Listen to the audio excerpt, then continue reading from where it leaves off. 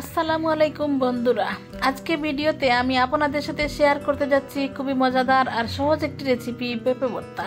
আমাদের গ্রামের ঘরোয়া রান্নার মধ্যে এই ভর্তার স্বাদ একেবারেই আলাদা। ভাতের সাথে খেতে একবার দিলে বারবার খেতে ইচ্ছে করবে, এমন লোভনীয় স্বাদ থাকে এই ভর্তায়। আমার এই ভিডিওতে আমি সবসময় চেষ্টা করি ঘরের রান্নাঘর সাধারণ উপকরণ দিয়ে এমন কিছু রান্না দেখাতে যা একদিকে পুষ্টিকর আর অন্যদিকে সুস্বাদু হয়। তাই আজকে আপনাদের সামনে নিয়ে এসেছি একদম দেশি ঝাল ঝাল মজার পেঁপে ভর্তা।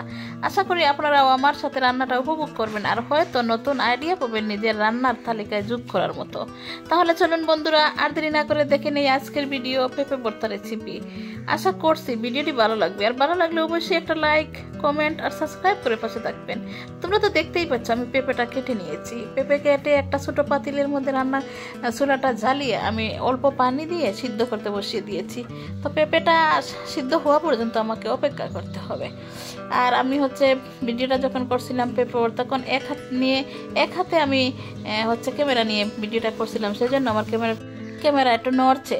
তো যাই হোক, পেঁপে ভর্তাটা বসিয়ে দিয়ে পেঁপেটা আরেকটা চুলায় এখন আমি ফ্রাই প্যান বসিয়ে দিয়ে ফ্রাই প্যানের মধ্যে হালকা তেল দিয়ে এখন মরিচটা ভেজে নিচ্ছি। আমাদের অনেক মানুষ যা পেঁপে ভর্তা করে খায়, পেঁপে ভর্তা ভালোবাসে, আর অনেকে আছে পেঁপে ভর্তাকে আবার ভর্তা করে খায়, এইটা মানুষ মনে করে।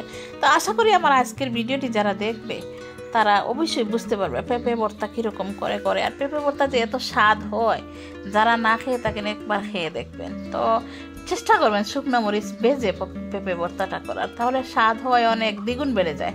তো যাই হোক, এখন আমি একটু তেল দিয়ে তেলের মধ্যে আমি শুকনো মরিচগুলো নেড়ে ছেড়ে ভেজে নিচ্ছি। দেখতেই তো পাচ্ছ তোমরা, মরিচের কালার চেঞ্জ হওয়া পর্যন্ত আমাকে নেড়ে ছেড়ে মরিচটা ভেজে নিতে হবে।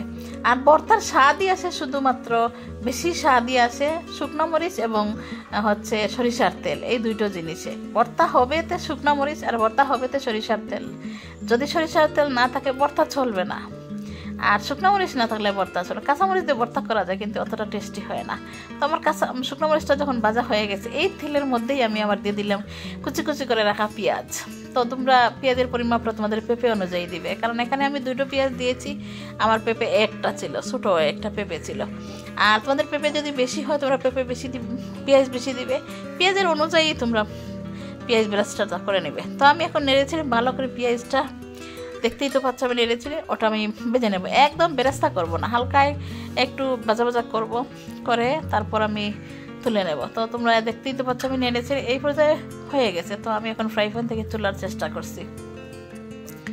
ভাজা হয়ে গেছে, শুকনো মরিচও ভেজে নিয়েছি, এবার পেঁয়াজটাও ভেজে নিয়েছি। এখন আমি পেঁয়াজটা আমার শুকনো মরিচ প্লেটের মধ্যে তুলে নেব। এই যে আমি এখন পেঁয়াজগুলো একটা প্লেটের মধ্যে তুলে নেব। পেঁয়াজগুলো আমার ভাজা হয়ে গেছে, এখন আমি ফ্রাই প্যান থেকে তুলে নিচ্ছি, তোমরা দেখতেই পাচ্ছ। আর এদিকে আমার পেঁপেটাও সিদ্ধ হয়ে গেছে। আমি পেঁপেগুলো একটা চাটনি জালির মধ্যে রেখে দিয়েছি যাতে পানিটা সেকে যায়। আর এই দিয়ে দেখো আমি চলে আসছি ভর্তা বানানোর জন্য। শুকনো মরিচ, ভাজা পেঁয়াজ এবং লবণ তিনটো মিশিয়ে একসাথে ভর্তা হয়ে যাবে। তো কয়েকটা মরিচ একসাথে ভেজেছি, অতগুলো মরিচ দেবো না, কারণ বাচ্চা আছে, যদি বাচ্চারা খায় তাহলে একটু কম দেবো, সেজন্য মরিচগুলো আস্ত রেখে দিয়েছি, যদি পছন্দ হয় পরে খেতে পারবো। আর এখন এই কয়টা মরিচ দিয়ে আমি ভালো করে মেখে নেব ভর্তা। তো ভর্তার মধ্যে আগে একটু লবণ দেবো মরিচের মধ্যে, যাতে মরিচটা ভাঙতে একটু সুবিধা হয়। যে কোনো সময় ভর্তার মরিচ যখন ভাঙাবেন তখন একটু লবণ দিয়ে মরিচটা মেশ করবেন, তাহলে দেখা যাবে তাড়াতাড়ি হয়ে যায়। তো আমি এখন লবণ দিয়ে মরিচটা ভেঙে তারপর পেঁয়াজ এবং মরিচ একসাথে মেখে তারপর পেঁপেটা ভেঙে নেব। পেঁপেটা আস্তই আছে, পেঁপে এখনও আমি ভাঙিনি। তো সিদ্ধ করে এরকম একটা জালির মধ্যে রেখে দিলে পানিটা পড়ে যায়, আর ভর্তাটা তখন সুন্দর হয়। পানি থাকলে আবার ভর্তাটা স্বাদ হবে না, পানি পানি করবে। তো যাই হোক, আমি এখন পেঁপেগুলো ভেঙে নিচ্ছি, তোমরা দেখতেই পাচ্ছ, দেখতে থাকো। আলহামদুলিল্লাহ পেঁপে মাখানো হয়ে গেছে। এখন পেঁপে, পেঁয়াজ এবং শুকনো মরিচ একসাথে সব কিছু মেখে একসাথে লবণ তো দিয়েই দিয়েছি, এখন দেওয়া শুধু সরিষার তেল দিয়ে ভালো করে মেখে নিয়ে হয়ে যাবে আমার পেঁপে ভর্তা রেসিপি। যারা একবার না খেয়ে থাকেন একবার ট্রাই করবেন, ইনশাআল্লাহ অনেক মজাদার একটা টেস্টি রেসিপি। এবং পেঁপেটাও অনেক অনেক ভালো একটা সবজি। তো বন্ধুরা, এইভাবেই একেবারে সহজভাবে বানিয়ে ফেললাম আমার আজকের রেসিপি পেঁপে ভর্তা। আশা করি ভিডিওটি আপনাদের ভালো লেগেছে। ভর্তাটা সত্যিই ভাতের সাথে দারুণ জমে যায়, বিশেষ করে গরম ভাতের সাথে খেলে একেবারে অন্যরকম স্বাদ পাওয়া যায়।